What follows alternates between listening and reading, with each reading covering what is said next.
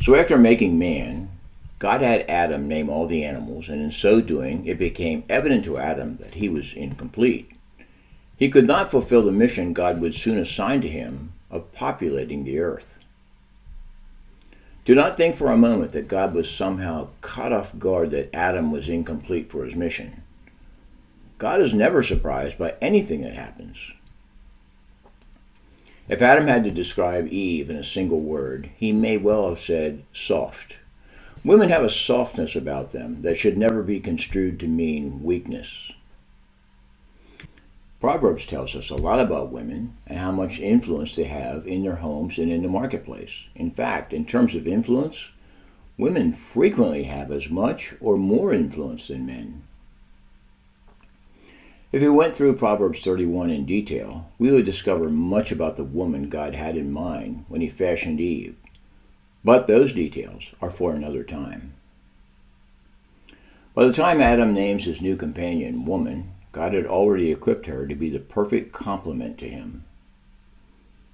Different roles, different strengths, but a man and woman will complement each other in a way that makes each of them complete.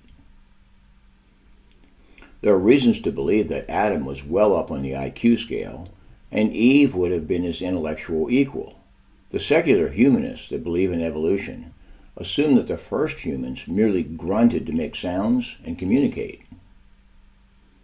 The Bible, however, makes a better claim that Adam and Eve were perhaps far more intelligent and capable than the brightest of the bright today.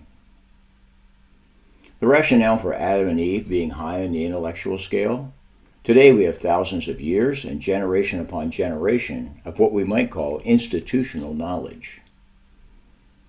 When Adam and Eve were expelled from the garden, they did not have such a base to work from. They had to figure everything out from scratch, and yet they survived. As for the woman's role, we should think in terms of equal but different. So ironically, as it turns out, the modern-day feminist movement that we see is rooted in truth. The feminists that make the news are mostly weirdos who want to do away with men, which, if taken to its logical conclusion, is biological suicide.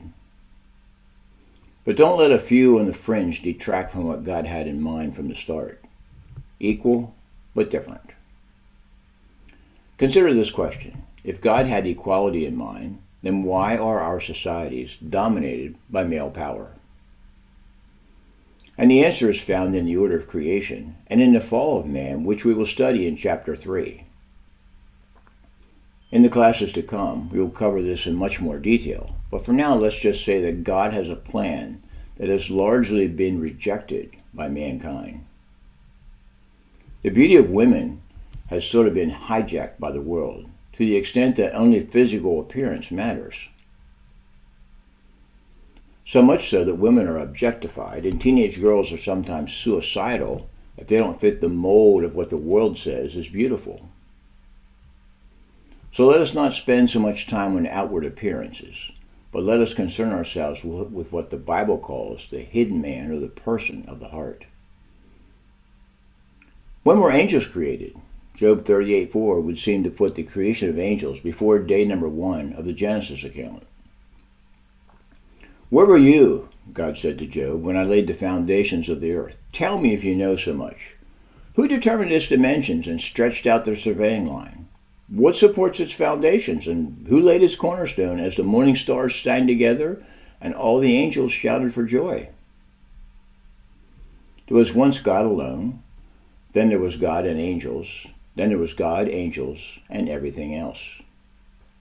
Angels have at least 2 roles: to worship God and to serve mankind. Role number 1 is to worship God, and role number 2 is to serve those who will inherit eternal life. Revelation 5:11, "Then I looked again, and I heard the voices of thousands and millions of angels around the throne, and of the living beings and the elders." Hebrews 1:14, "Therefore, angels are only servants, spirits sent to care for people who will inherit salvation." There could have been a worshiping role for angels long before the creation account of Genesis 1, but not a serving of mankind role. However, it's hard to say with certainty that angels were made prior to Genesis 1. We can say with great certainty that angels were made prior to man, most likely prior to day number 5, and possibly even prior to day number 1 of the Genesis record. Points to ponder. God is never surprised by anything that happens. By the time Adam names his new companion woman, God had already equipped her to be the perfect complement to him. There was once God alone, then it was God and angels, then it was God, angels, and everything else. This class, and indeed the entire school, is dedicated to helping others see that God is bigger than we think and better than we know. To get to the next video, make a note of the class number for this recording, then search for the next one. Here's a sample. If this video is number L01.1, then the next one is L01.2. And remember to like and subscribe on YouTube and follow on Rumble.